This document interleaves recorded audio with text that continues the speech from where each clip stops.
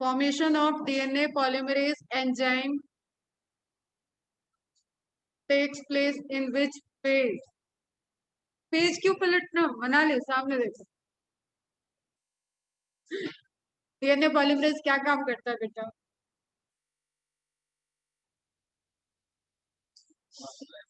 Polymerisation of DNA कहाँ होगा? जी जी जी, जीवन, जीवन एस तो डिवीजन टाइम, जीवन प्रिपरेशन, ठीक है। तो जीवन, formation of histone protein takes place in which phase? more appropriate is S phase, and G1 and S both. Clear? और what is the concentration of DNA in G2 phase?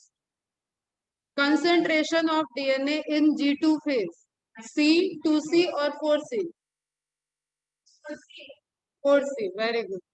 Concentration of DNA in G1 phase, if cell is mitotically going to divide, 2C, ठीक है। And S phase,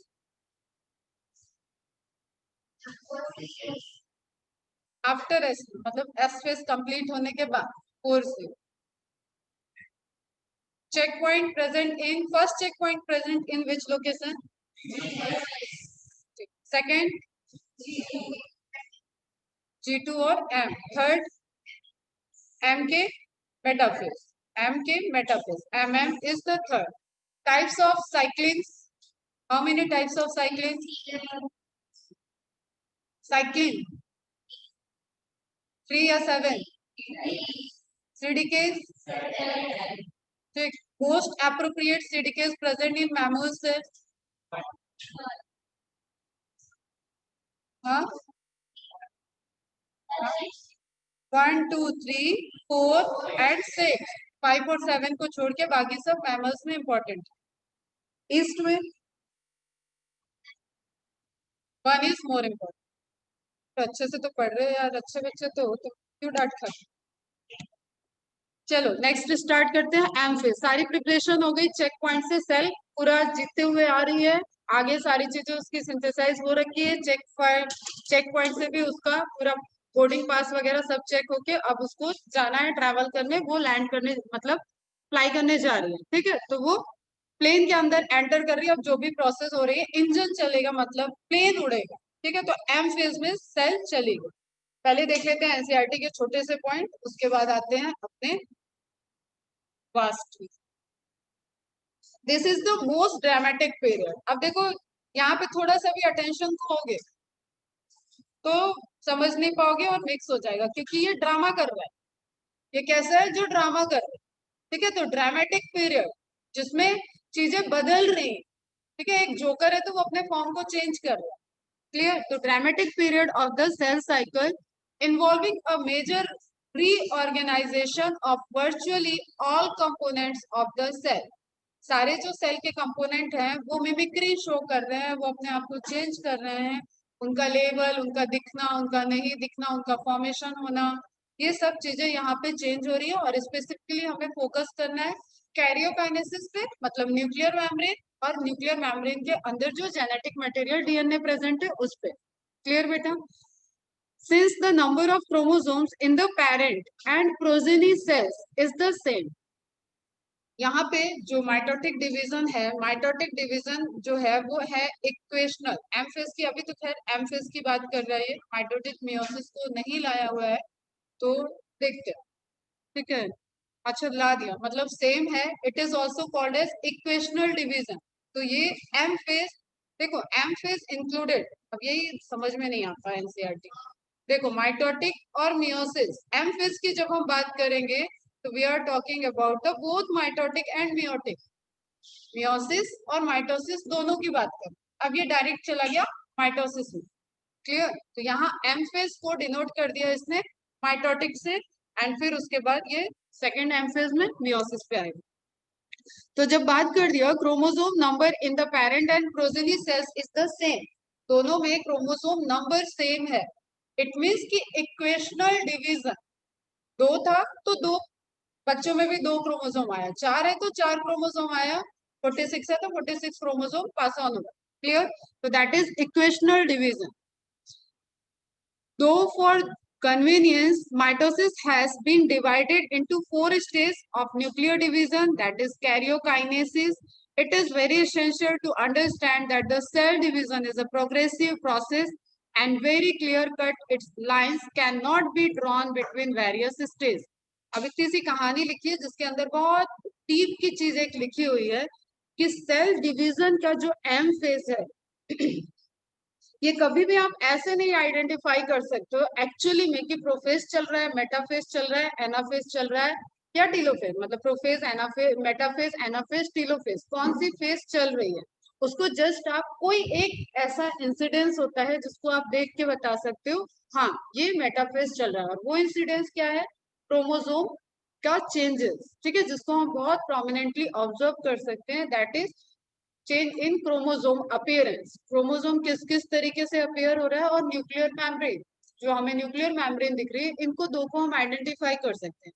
but कभी भी prophase से metaphase में, metaphase से anaphase में, anaphase से telophase में जाने के टाइम ऐसी कोई बाउंड्री आपको नहीं दिखेगी जहां पे आप बोल सकते हो this is purely prophase, this is purely metaphase. ठीक है, प्रोफेज खत्म हो रहा होगा तो मेटाफेज ऑलरेडी स्टार्ट हो रखा होगा, मतलब there is always a overlapping period between each successive phases. Is it clear? कहीं पे भी आपको क्लियर बाउंड्री नहीं दिखेगी कि प्रोफेज चल रहा है तो प्योर प्रोफेज है, मेटाफेज है तो प्योर मेटाफेज है, एनाफेज है तो प्योर एनाफेज है, यही इस लाइन में लिखा हुआ है। ठीक है, it is very essential to understand that cell division is a progressive process, reversible नहीं हो सकती है, प्रोग्रेसिव, एक स्टेज से दूसरे, पी से एम, एम से ए से टी। अगर सेल साइकिल में सेल एंटर कर गई है तो वो इसी डायरेक्शन में फ्लो करेगी, तो प्रोग्रेसिव प्रोसेस हो गई। And very clear cut lines can not be drawn between various stages, और कहीं पे भी आप एक इस तरीके की क्लियर कट लाइन नहीं कर सकते कि हाँ फिजिक्स का लेक्चर खत्म हुआ तो अब यस जी नीचे जाएंगे चिप्स खरीदने, इतना टाइम उनके पास है, मतलब यहाँ पे कोई क्लास नहीं चल रही है। ठीक है, तो इस तरीके की कोई चीजें नहीं आप क्लियर कट कर सकते, यहाँ पे मिक्स है। ठीक है, फिजिक्स की क्लास उधर खत्म हो रही है तो मैम इधर पीपीटी बना रही है बैठ के, बायो के प्रोजेक्टर लग चुके हैं, प्रिपरेशन टाइम चल रहा है एम फेज का। क्लियर? मेटा फेज का प्रिपरेशन टाइम चल रहा है उधर, पी से फिजिक्स ले लो, फिजिक्स की क्लास चल रही थी तभी पैरेलली मैम अपनी प्रिपरेशन सेट कर रही है वो। Clear picture? इसी तरीके से मेटाफेज से एनाफेज एंड एनाफेज से टेलोफेज, तो जो चारों का इंटर कन्वर्जन वाला पॉइंट होगा वो रिलेटेड होता है, लिंक्ड होता है, वहां पे क्लियरली कोई बाउंड्री नहीं दिखती है। इतने से तो पॉइंट दिए हैं आपके एनसीईआरटी पर। सॉरी क्लाइंट थी भाई, चलो अच्छा। ठीक है, तो अभी समझ लेते हैं फेजेस को, ये साइकिल तो पूरी आई थिंक क्लियर है सबको। प्रिपरेशन टाइम यहाँ यहाँ यहाँ चल रहा है, सेल मैच्योर हो रही है, डीएनए की सिंथेसिस हुई है, सेल प्रिपेयर फॉर डिवीजन, इसमें हमें प्रायोरिटी देनी है माइटोकॉन्ड्रिया, ट्यूबुलिन फॉर्मेशन। ठीक है, स्पिंडल फाइबर के लिए जो भी प्रोटीन की रिक्वायरमेंट है वो सब यहाँ पे सिंथेसाइज हो। क्लियर? इसके बाद सेल एंटर की, ये सब चेक पॉइंट यहाँ से चेक होके सब कुछ आगे चला गया, अब एम फेज है तो हमें ये वाला चीज अब पढ़ना है। ठीक है, क्लियरली हम एम फेज में एंटर कर रहे हैं। एम फेज की पहली फेज होगी प्रोफेज। अब जो आपका 24 आवर का डिवीजन था वो ध्यान में रखो, G1 takes place 10 hour, S phase takes place in 9 hour, and G2 in 4 hour, and M phase only 1 hour। ठीक है, अगर सबको अरेंज करना हो एक सीक्वेंस में तो G1 S, G2 P, M, A, T। ठीक है, इसके बाद साइटोकाइनेसिस, ये स्टेप रहना चाहिए, ये सीक्वेंस है आपका पूरा सेल साइकिल का। G1 phase, S phase, G2 phase, जिसको कलेक्टिवली हम लोग कह दिया था interphase, prophase, metaphase, anaphase, telophase, इसके बाद साइटोकाइनेसिस। क्लियर? और टीलोफेज के साथ साथ साइटोकाइनेसिस स्टार्ट हो जाता है, एनाफेज के साथ साथ टीलोफेज स्टार्ट हो जाता है, मेटाफेज के साथ साथ एनाफेज स्टार्ट हो जाता है, तो सब ओवरलैप्ड है। इतनी बात समझ में आ गई? बहुत छोटी छोटी इंफॉर्मेशन ध्यान में रखते हुए अपने को आगे डेप्थ तक जाना है। Now it is also called somatic cell division. Human के केस में, मैमल्स के केस में हम इसको सोमैटिक सेल डिवीजन कहेंगे, क्योंकि जब हमारा गैमेटिक फॉर्मेशन, गैमेट का फॉर्मेशन होगा तो वहां मियोसिस होगा, मियोटिक नहीं होगा, सॉरी माइटोटिक नहीं होगा। Clear? It is also called somatic cell division. Soma cell में एक्सेप्ट द जर्म सेल्स जो डिवीजन हो रहा है पूरे बॉडी में, वो क्या है? Somatic cell division. और इक्वेशनल डिवीजन ये किस चीज से आया? लिख लो ब्रैकेट में, सोमा सेल की वजह से इसको सोमैटिक सेल बोला गया। क्रोमोसोम नंबर इक्वल है इसलिए इसको इक्वेशनल डिवीजन बोला गया।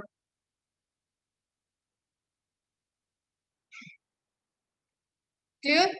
क्रोमोसोम नंबर इक्वल है किसमें? पेरेंट सेल में। एंड प्रोजेनी या जो भी डॉटर सेल फॉर्म हुई है उसका क्रोमोसोम नंबर इक्वल है, इसलिए इस डिवीजन को कह सकते हैं इक्वेशनल सेल डिवीजन। ठीक है, सोमैटिक सेल में हो रहा है इसलिए बोल दिया सोमा सेल। प्लांट के केस में हैप्लॉइड सेल में भी हो सकते हैं। ठीक है, गैमेटोफाइट को फॉर्म करने के लिए स्पोरोफाइट से स्पोर प्रोड्यूस हुए। स्पोर एन होते हैं और एन जब मल्टीप्लाई कर रहा है, डिवाइड कर रहा है, तब जाके आपका गैमेटोफाइट बनता है। तो गैमेटोफाइट की हर एक सेल क्या है? एन। एन प्लॉइडी है, इट मीन्स कि वहां पे माइटोटिक डिवीजन हो रहा है। Clear? In this type of division the mature somatic cell divides in such a way that the chromosome number is kept constant in daughter cell। अब पूरी body, पूरी हाथ हाथ हाथ का फॉर्मेशन हो रहा है, सेल बनती जा रही है, बनती जा रही है, मसल्स बनते जा रहे हैं, सब 2n है, 2n है, 2n। अगर यहाँ पे रिडक्शनल डिवीजन कर देंगे तो कोई 2n होगा, कोई n होगा, और इस तरीके की चीजें पॉसिबल नहीं। सबका एक एक जैसा जीनोम सारे सेल में जाना चाहिए। जीनोम का एक्सप्रेशन अपने अपने साइट के अकॉर्डिंग, सेल किस पर्टिकुलर पोर्शन में है, क्या फंक्शन कर रही है, उसके अकॉर्डिंग जीनोम के सीक्वेंस का एक्सप्रेशन होता है। लेकिन ईच एंड एवरी सेल, हर एक सेल के अंदर 46 क्रोमोसोम प्रेजेंट है। ह्यूमन के केस की बात करें, अब साइंटिस्ट आएंगे बेटा, थोड़े सी इनको श्रद्धांजलि दे दो। स्ट्रासबर्गर बहुत इंपॉर्टेंट है, बर्गर से याद रखना। Mitosis was discovered in plant cell by, ये इंफॉर्मेशन भी इंपॉर्टेंट है, ये नाम तो इंपॉर्टेंट है, जर्मन बायोलॉजिस्ट स्ट्रासबर्गर। किसमें? प्लांट सेल में। अब इसको नहीं ध्यान दोगे तो गलती हो जाए। Mitosis was discovered in animal cell by Walter and Flemming. ये ऐसे साइंटिस्ट हैं जिसको आपको याद करने की जरूरत नहीं पड़नी चाहिए, जिसके लिए आपको नोट्स में जाने की जरूरत नहीं है।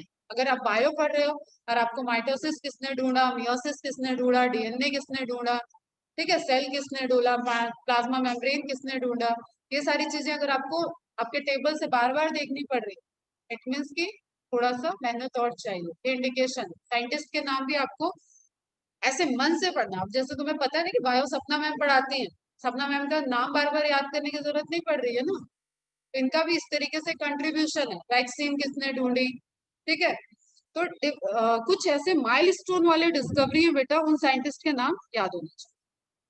द टर्म माइटोसिस, अब ये बायो वाली चीज आती है कि टर्म किसने दिया? Discovered by in plant cell by Strasburger, animal cell by Walter and Flemming, and now term again, term given by Flemming. यहाँ पे स्ट्रासबर्गर जरूर आएंगे ऑप्शन, लेकिन उन्होंने टर्म नहीं दिया था, प्रोसेस को डिस्कवर किया।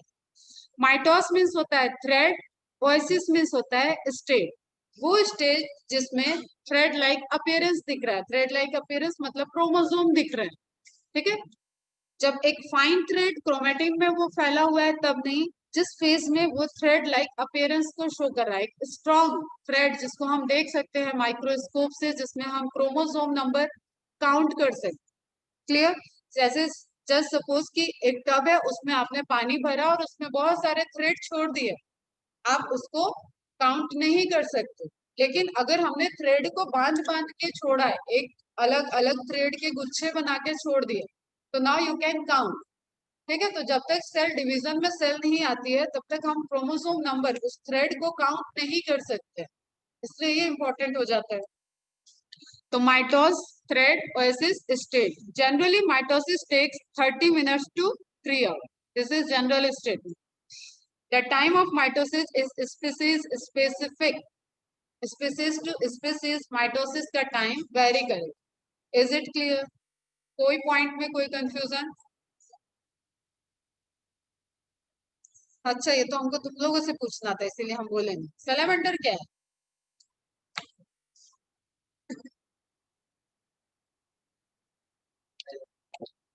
इसको बोलते हैं खुद के पैर पे कुल्हाड़ी मार। सैलेमेंडर कहाँ पढ़ा है हमने?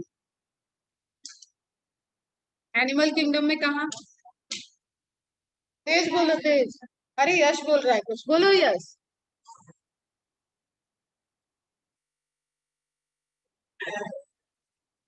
क्या? क्या बोला? अच्छा, रिप्लाई करो ये, मतलब मेरी बात रिपीट करो। थोड़ी खाओ। बताओ फटाफट, क्या पढ़ा है बेटा? जल्दी बताओ, टाइम नहीं।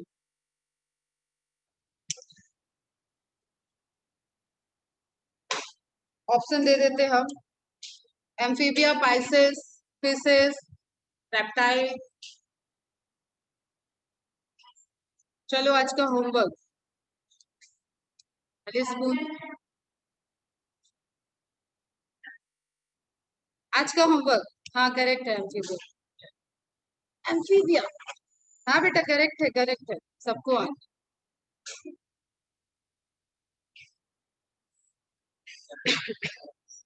It also depends on temperature and type of tissue. एक तो टाइम वेरिएशन, टाइम वेरिएशन क्यों, अब ध्यान से सुनो। टाइम वेरिएशन क्यों है? स्पीसीज स्पीसीज स्पेसिफिक क्यों है? क्योंकि स्पीसीज का हमें पता है कोल्ड ब्लडेड है, वार्म ब्लडेड है। इट मीन्स कि that is dependent on temperature and type of tissue. अगर हमारे भी बॉडी के अंदर कोई सेल बहुत तेज डिवाइड कर रही है, माइटोटिक डिवीजन फास्ट कर रही है, या जस्ट आप इसको ऐसे समझो कि जब एक इन्फेंट है, इन्फेंट से वो टीनेज तक जा रहा है, ठीक है, 12 13 14 साल तक की एज में गया, टीनेजर तक गया, तो यहाँ पे क्या है, सेल डिवीजन का रेट हाई है, फास्ट है। तब तो साइज बढ़ रही है, ग्रोथ हो रहा है, हाइट बढ़ रही है, हेल्थ बढ़ रही है, ठीक है। तो दिस टाइम माइटोटिक फेज, या आप कहो कि एम फेज, या पूरा आप सेल साइकिल का फेज कहो, फास्ट चल रहा है कंपेयर टू। अब आप एक कांस्टेंट वाले में आ गए, मतलब जितनी सेल बन रही हैं, new cell is approximately equal to number of death cell. जितनी सेल की डेथ हो रही है नेचुरली, तो उसको बैलेंस कर रहा है। मतलब ये आपका हो गया, आप समझ लो 16 ईयर्स से लेके या 20 ईयर्स तक ले लो, 16 20 ईयर्स तक तो काफी ज्यादा रिप्रोडक्टिव सिस्टम में भी चेंजेस आते हैं। उसके बाद आप ले लो कि 20 से पूरा 45 ईयर्स तक जो आपकी लाइफ साइकिल, लाइफ स्पैन है, उसमें ये रेट ऑलमोस्ट कांस्टेंट है। ऐसा तो नहीं है कि हाथ और लंबा होता जा रहा है, हाइट और बढ़ती जाएगी, अब पृथ्वी की हाइट और बढ़ जाए तो पता नहीं कहाँ जाएगी, ठीक है। तो इस तरीके से चेंजेस रुक जाते हैं। इट मीन्स कि वहां पे सेल डिवीजन भी रुक गया। Number of death cell is approximately equal to number of newly synthesize cell. जितनी डेड सेल हुई है, जितनी डेथ हुई है, बस उनको रिप्लेस करने के लिए सिंथेसिस चल रहा है। नाउ ओल्ड एज का टाइम आ गया, बुढ़ा गए, अब क्या होगा? Number of dead cell is higher than the number of new cells. Number of death cell, मतलब जितनी सेल की डेथ हो रही है वो हायर है, मच मच हायर है देन द न्यू सिंथेसिस। तो यहाँ सेल साइकिल या एम्फेज, इन सब का रेट डाउन हो गया। अब रिप्लेसमेंट नहीं हो पा रहा, डेड सेल होती जा रही है और कम से कम रिप्लेसमेंट हो रहा है, इम्यून सिस्टम डाउन हो गया, इसलिए वो पूरी की पूरी बॉडी जो हो गई वो डेथ की तरफ जाएगी, ठीक है। तो जस्ट इसी को आप यहाँ पे अप्लाई कर लो कि ये टिश्यू टू, इसी तरीके से क्या हो गया, अब टिश्यू स्पेसिफिक सेल जब अंदर डिवाइड कर रही है, तो हाथों की सेल की अलग डिमांड है, पैरों की सेल की अलग डिमांड है, ठीक है, लीवर सेल की अलग डिमांड है, किडनी की सेल की अलग डिमांड है। तो number of cycle, cell cycle is different for the different locate cells of the different location, clear. Organ specific भी हो गई। Mitosis occurs in both diploid and haploid cell, ये बहुत इंपॉर्टेंट पॉइंट है और हम कम से कम 20 बार बता चुके हैं जब से प्लांट किंगडम और ये सब पढ़ा रहे हैं, कि कभी भी हैप्लॉयड सेल में मियोसिस नहीं होता है, लेकिन माइटो माइटोसिस डिवीजन हैप्लॉयड और डिप्लॉयड में दोनों जगह होता है, ठीक है। अब हनी बी का एग्जांपल दिया हुआ था हैप्लॉयड सेल एनिमल के केस में, और प्लांट सेल में हम जहाँ पे भी गैमेटोफाइट बोल रहे हैं जब तुम्हें कि गैमेटोफाइट बना, इट मीन्स कि वहां पे माइटोसिस डिवीजन हुआ था। It also occurs in polyploid cell, polyploid ही है मतलब टेट्राप्लॉइडी के ऊपर 4n 5n 8n इस तरीके के 60n ऐसे भी ऑर्गेनिज प्रेजेंट है, ऐसे भी प्लांट प्रेजेंट है। उनमें भी क्या हो रहा है, माइटोसिस हो रही है। In plants, mitosis is commonly seen in apical meristem of root tip and shoot tip, localized and unlimited growth. कल बात हो गई इस पे. Mitosis occurs during the embryonic development. कई बार बता चुके हैं हम कि एक जाइगोट फर्टिलाइजेशन का रिजल्टेंट क्या है, जाइगोट. मेल गैमेट और फीमेल गैमेट जब फर्टिलाइज किए तो जाइगोट बनाए, and zygote is universally, zygote is a single cell. ठीक है, सिंगल सेल है ये, 2n बन गया.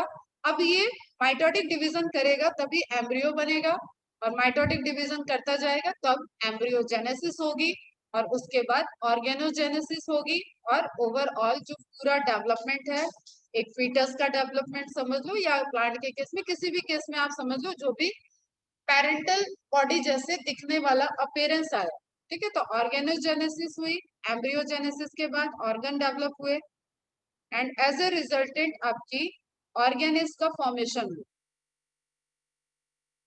अब ये ऑर्गेनिज जब अपने प्यूबर्टी तक जाएगा, जब रिप्रोडक्टिव कैपेसिटी इसके अंदर आ जाएगी, तब ये मियोसिस करे, तब इसकी जर्म सेल्स मियोसिस करेगी. Otherwise completely mitotic takes place, mitosis चल रही है. क्लियर है बच्चा? जाइगोट के बनने के बाद से जितना भी डिवीजन हो रहा है, वो सब क्या हो गया, माइटोसिस हो गया ऑर्गन बनने तक. और स्पेसिफिक जब रिप्रोडक्शन में जाए, रिप्रोडक्टिव सेल जो जर्म सेल्स हैं वो डिवाइड करेंगी, तो आपके वहां पे मियोसिस होगी. 4 फेज. अब लॉन्गेस्ट फेज ध्यान रखना, प्रोफेज. फिर क्वेश्चन आता है कि प्रोफेज में से भी कौन सी लॉन्गेस्ट, तो बाद में आते हैं उस पर. अभी ये ध्यान रखो, प्रोफेज, मेटाफेज, एनाफेज, टीलोफेज में सबसे ज्यादा टाइम किसमें लगता है, प्रोफेज में लगता है, और सबसे शॉर्टेस्ट फेज कौन सी है, एनाफेज. ठीक है, सिर्फ एनाफेज में क्या होता है, स्प्लिटिंग, पुल किया, स्प्लिट हो गया, और वो दोनों पोल की तरफ चला गया. कोई अरेंजमेंट नहीं, कुछ नहीं चाहिए, कोई ड्रामा नहीं चाहिए ज्यादा, उसको जस्ट तोड़ना है क्रोमेटिड से, तो वो हो जाता है आपका splitting, and that is the shortest phase.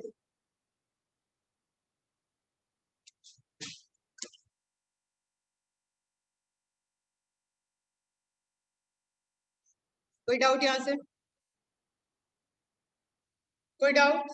First phase देखते हैं, prophase. It is the longest phase of mitosis. It takes 71 minute in onion root tip cell. Onion root tip पे स्टडी की जा रही है, इसलिए उसका जनरल हम पैरामीटर जहां जहां देंगे वो ध्यान में रखना है तुम्हें. 71 minute in onion root tip cell. 2 to 3% time of cell cycle सिर्फ और सिर्फ प्रोफेज में लग रहा है, और इट मीन्स कि ये पूरी सेल साइकिल. ठीक है, सेल साइकिल ध्यान रखो, मतलब इंटरफेस और एम फेज दोनों की बात हो रही. ठीक है, तो जो 24 घंटे में से 23 घंटे इंटरफेस चल रहा था, उस 1 घंटे में भी हमने क्या कहा कि सबसे ज्यादा टाइम किसको लग रहा है, प्रोफेज. फिर हम और डेप्थ में आएंगे कि प्रोफेज में किसमें सबसे ज्यादा टाइम है. प्रोफेज इज डिफरेंशिएटेड इनटू 3 सब फेज. अब देखो, E M L, early, middle, या मिडिल या मेटा, कुछ से भी याद रखो, सेंटर वाला पोर्शन, एंड लेट. तो प्रोफेज की 3 स्टेजेस हैं, एक हो गया अर्ली प्रोफेज, दूसरा हो गया middle prophase, and third one is late prophase. Late prophase is the transitional phase, मैंने बताया ना ओवरलैप चल, तो यहाँ मेटा फेज आपका स्टार्ट हो जाए, मतलब लेट प्रोफेज को you can also say pro metaphase. Question आता है ये. ठीक है, लिख लेना कहीं आगे, वैसे पॉइंट में मिल ही जाएगा जब मेटाफेज हम पढ़ाएंगे. तो जस्ट अपने नॉलेज के लिए ध्यान में रखो चीजों को कि ये ओवरलैप भी चलेगा. अब हमें देखना है ये ड्रामेटिक इवेंट्स हो रहे हैं यहाँ पे, तो कौन सा ड्रामा अर्ली प्रोफेज के टाइम में, कौन सा ड्रामा चलेगा. जैसे मूवी को हम डिवाइड कर दिए 4 फेज में. ठीक है, इंटरवल के पहले 2 फेज, इंटरवल के बाद 2 फेज. अब आपको कभी मूवी को कैटेगराइज करना होगा, तो आप ये बता पाओगे नहीं पहले फेज में ये हुआ था. ठीक है, अब इंडियन मूवी होगी तो हीरो हीरोइन कहीं से आए होंगे, पढ़ने लगे होंगे, कुछ मिलना होगा, तो ये सब कहाँ चला जाएगा आपका, अर्ली. क्लियर? या किसी भी स्टोरी, जो उस मूवी की स्टोरी का बैकग्राउंड होगा पूरा, वो क्रिएट हो रहा होगा आपका अर्ली में. ठीक है, early prophase. As the prophase begins, the viscosity and refractive index. आ गया फिजिक्स. बताओ क्या होता है, कोई सुना है ये दोनों नाम? विस्कोसिटी सुने हो? सुने होगे भाई. डेंसिटी सुने हो? विस्कोसिटी नहीं सुने हो? ठीक है, सुन लो। आज लिक्विड लिक्विड के बीच में, लिक्विड लिक्विड मॉलिक्यूल के बीच में जो फ्रिक्शन होता है उसको बोलते हैं विस्कोसिटी। ठीक है, कोई भी लिक्विड कंपोनेंट सेमी सॉलिड जब हो रहा है तो वो कितना ज्यादा उसमें डेंसिटी है और वो लिक्विड लिक्विड के बीच में किस लेवल का फ्रिक्शन हो रहा है, that define the viscosity of particular solution. ठीक, केमिस्ट्री में बाकी इसके एक्सप्रेशन वगैरह सब वहां पे पढ़। रिफ्रैक्टिव इंडेक्स क्या हो गया, ये तो पढ़ा होगा, लाइट वगैरह पढ़ा होगा तो। और कुछ भी नहीं पढ़ा है तो जब आप एक पेंसिल को डाल रहे हो एक ग्लास के अंदर, पेंसिल डालो तो वो पेंसिल आपको टिल्टेड दिखती है। ठीक है, तो वो टूट तो रही नहीं है, टेढ़ी नहीं हुई है, वो आपको दिख रही है, तो वो रिफ्रैक्टिव इंडेक्स है। क्लियर। तो अब यहाँ पे क्या, कहाँ से आ गया ये, क्योंकि हम सेल को देख रहे हैं इलेक्ट्रॉन माइक्रोस्कोप से। ठीक, मैंने पहले भी बताया हाइड्रेशन डिहाइड्रेशन उसका इम्पैक्ट बताया।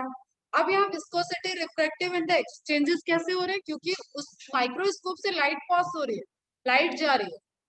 ठीक है, तो दो फिनोमेना याद रखो, the viscosity and refractive index of cell increases. इससे क्या होगा बेटा, विजिबिलिटी लो हो जाएगी। ठीक है, in early prophase the chromatin thread separate from the chromatin reticulum and undergo spiralization. एक प्रोसेस आ गई अब स्पाइरलाइजेशन, जो मैंने बताया कि बहुत सारे थ्रेड पड़े हैं, अब उसको कंडेंस होना है। ठीक है, क्रोमोसोमल कंडेंसेशन यहाँ से स्टार्ट होकर मेटाफेज तक कंडेंसेशन चलता रहता है, चलता रहता है। क्लियर।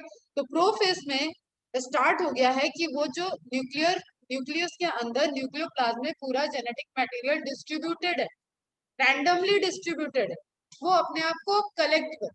ठीक है, ताकि हम क्रोमोसोम टू क्रोमोसोम पेयरिंग करना हो या जो भी प्रोसेस चलेगा आगे, उसके लिए हमें एक कंडेंस फॉर्म में स्ट्रक्चर चाहिए।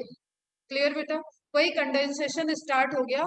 और ये कंडेंसेशन कैसे हो गया, जस्ट सपोज ये आपका थ्रेड है। ठीक है, या आप इसको थ्रेड समझ लो, एक एक थ्रेड 46 इस तरीके के थ्रेड प्रेजेंट है अपने एक सेल के अंदर, इस तरीके से। तो ये क्या बना रहे हैं, क्रोमेटिन रेटिकुलम। ये भी वर्ड बताया हुआ है मैंने सेल पढ़ाते वक्त। रेटिकुलम मतलब नेटवर्क लाइक स्ट्रक्चर, क्रोमेटिन का बना हुआ network like structure is the chromatin reticulum. ये क्रोमेटिन रेटिकुलम को ऑर्डर आ चुका है कि नाउ हम इस तरीके से उलझे उलझे रह के काम नहीं कर सकते, तुम्हें कंडेंस करना होगा। तो इसमें से चलो हम इसको क्लियर करते हैं और 4-5 लाइनें बस खींच रहे हैं। 1 2 3 एंड 4। ठीक है, ये 4 क्रोमोसोम हो गए, इनको ऑर्डर आ गया कि तुम कंडेंस हो जाओ। ठीक है, तो अब ये क्या करेंगे, अभी यहाँ तो ये मैंने अलग अलग करके अच्छे से बना दिया, तो तुम्हें ये दिख रहा है कि ये तो खुद ही अलग अलग हम देख सकते हैं, लेकिन इन्हीं को उलझा दो, रेड को और बड़ा कर दो, ब्लू को और बड़ा कर दो, येलो को और बड़ा कर दो, तो पूरा एक मिक्स हो जाएगा। तो ब्लैक अपने को अलग कर लेगा, येलो अपने को अलग करेगा। ये अलग अलग क्यों कर रहे हैं, क्योंकि इनके पीछे फॉस्फोडाइस्टर बॉन्ड से ये खुद जुड़े हुए हैं। ठीक है, ये पॉलीमर है, ये जुड़े हुए हैं, लेकिन कहीं तो ऐसा होगा कि ये रेड वाला आपका ब्लू से नहीं जुड़ा है, तो ये पूरा आपका एक क्रोमोसोम हो गया। समझ लो, फिर हम आते हैं थ्योरी में वापस। ये आपका एक क्रोमोसोम हो गया, ये फर्स्ट हो गया, तो ये सेकंड हो गया, ये थर्ड हो गया, ये फोर्थ हो गया। ये हम कैसे देख पाएंगे, जब ये एक दूसरे से अलग अलग हो जाए। अब यहाँ आपको चार चार कलर में दिख रहा है इसलिए दिख रहा है, वहां ऐसा कुछ भी नहीं है। तो ये अपने को सेपरेट करेंगे, एंड सेपरेट करने में जस्ट हम ब्लैक को लेते हैं, ब्लैक ने सेपरेट किया, ब्लैक को कहा जा रहा है तुम बहुत बड़े हो भाई, इतने में हम कैसे करेंगे मैनेज, तुम अपने को कंडेंस करो। तो ये क्वाइलिंग स्टार्ट, सपोज इस तरीके के क्वाइल, अभी भी तुम पढ़े हो और क्वाइल हो और कंडेंस्ड हो और कंडेंस्ड हो, मतलब ये तो चलो आ रहा है क्रोमोसोम जैसे स्ट्रक्चर। फाइनली ये ऐसे ऐसे कंडेंस्ड होके आपका क्रोमोसोम का स्ट्रक्चर बना। ठीक है, मतलब क्या हो गया, यही प्रोसेस जो यहाँ से स्टार्ट हुआ था, स्पाइरल होना स्टार्ट हुआ था, दैट इज स्पाइरलाइजेशन। क्लियर। एक लॉन्ग थ्रेड, उसको हमने कॉइलिंग स्टार्ट करके कंडेंस करते जा रहे ताकि वो कम से कम एरिया ले और क्लियर उसका रिजेम्बलेंस, उसका स्ट्रक्चर दिखने लगे। क्योंकि यहाँ हो चुका है इंडेक्स लो, इंडेक्स हाई हो चुका है, जिससे सेल की विजिबिलिटी कम हो रही है, वो धागे अब तुम्हें दिखेंगे नहीं जब तक वो क्रोमोसोम में कन्वर्ट नहीं हो जाएंगे। क्लियर? तो process is spiralization. Now at this time this chromatin threads look like a bunch of wool. Again वही ऊन वाली बात है, जैसे स्वेटर बना जाता है उसके तरीके का आपको एक बंच दिखने लगेगा. जैसे आप समझ लो कि आप मैगी खाते हो, सबने खाई हो, तो मैगी जब आपको बाउल में दिया गया है तो वो मैगी क्या है? क्रोमेटिन. ठीक है. लेकिन आप जब खा रहे हो, बच्चे खेलते हैं ना, तुम लोग भी खेले होगे, लंबे लंबे, मम्मी तोड़ना, मेरा बेटा भी बहुत, मम्मी तोड़ना मत. उसको लंबी लंबी मैगी निकालने की अच्छी हैबिट है, तो वो निकाल रहा है. अब उस मैगी को अगर उसने एक जगह रखा तो वो कंडेंस होगा ना, ऐसा लंबा सा तो रहेगा नहीं, वापस में क्वाइलिंग करेगा. उसी तरीके से यहाँ पे चार्जेस का अट्रैक्शन हो रहा है और हिस्टोन प्रोटीन भी प्रेजेंट है जो बाइंड कर. क्लियर बेटा? तो वो सिंक होता था. That is condensation of chromatin, formation of chromosome. और ये बड़ी लंबी प्रोसेस है, इसीलिए लंबा टाइम लग रहा है यहाँ पे. ये आपका प्रोफेस से स्टार्ट होके चलते चलते मेटाफेज तक फुल्ली कंडेंस्ड होगा.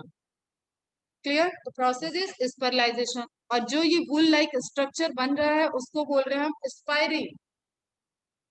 इसलिए इस स्टेज को बोलते हैं स्पायरिंग स्टेज. स्पायरिंग स्टेज किस स्टेज में रिपोर्टेड है? ये है क्वेश्चन. आंसर है early prophase. Spiring structure of genetic material या डीएनए, कुछ भी करके क्वेश्चन आ सकता है, उसका आंसर होगा अर्ली प्रोफेज. क्लियर?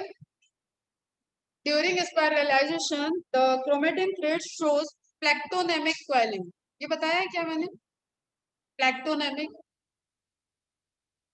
ठीक है, अभी समझो. प्लेक्टोनेमिक क्वेलिंग मतलब एक तो डीएनए है ओरिजिनल वाला, दूसरा उसने डबल भी कर लिया था. ठीक है, तो उसका डुप्लीकेट भी प्रेजेंट है. अब ये कंडेंस ऐसा हो रहा है कि अपने को क्वाइल कर रहा है और इसके साथ भी क्वाइलिंग बनाता है. मतलब एक डीएनए ये, एक डीएनए ये, जो इसका डबल अमाउंट था. ठीक है, डीएनए सिंथेसिस से जो उसने डबल किया. तो मैमल्स में ये क्या होता है? प्लेक्टोनेमिक टाइप की क्वाइलिंग कर. तो ये दोनों आपस में ऐसे मिक्स होते जाएंगे एंड पूरा जो डुप्लीकेट हुआ है, जब देखो एक नॉर्मल डायट टेट्राड, जब हम यहाँ तक आएंगे तो आपको इस तरीके का स्ट्रक्चर दिखेगा. ठीक है, दो सिस्टर क्रोमेटिड आ जाते. क्लियर? तो जस्ट एक दूसरे में उलझ रहे हैं लेकिन एक ही जैसे हैं, वो उसका डुप्लीकेट है. अब ऐसा नहीं कि क्रोमोसोम नंबर 1 चला गया, क्रोमोसोम नंबर 7 से उलझ गया, वो नहीं है. Original DNA and copy DNA दोनों आपस में कंडेंस हो गए. क्वाइलिंग के टाइम दोनों आपस में क्वाइल कर दी. That is plectonemic coiling. In this type of coiling, the chromatin threads coil in itself and with its copy. Important point है, important ये भी है. In its copied thread, it result in condensation of chromosome. Finally क्या होगा? Chromosome condense हो रहा है और एक condensation की mechanism हो, प्लेक्टोनेमिक टाइप की coiling हो. The condensation of chromosome begin in early prophase.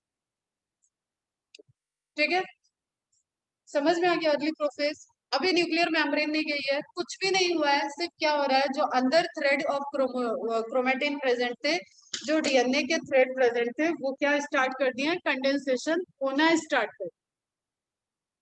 Clear है? ठीक है. अब देखो, जब ये क्रोमेटिन की जाल, अब इसमें भी इसने 4 क्रोमोसोम को लेके एग्जांपल दिया है. जब क्रोमेटिन की जाल है तो ये इस तरीके से पूरी फैली हुई.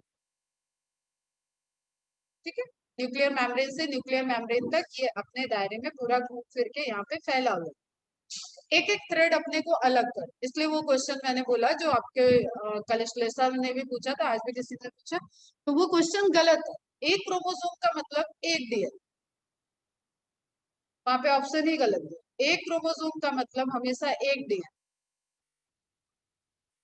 एक ही थ्रेड आपका क्वाइल हो रहा है ना बेटा, 1 क्रोमोसोम 1 डीएनए. लेकिन उस ऑप्शन में वो सिस्टर क्रोमेटिड को एक क्रोमोसोम, एक डीएनए स्ट्रैंड और इधर एक डीएनए स्ट्रैंड, मतलब कॉपी डीएनए को एक क्रोमोसोम काउंट कर, एक डीएनए बना दिया.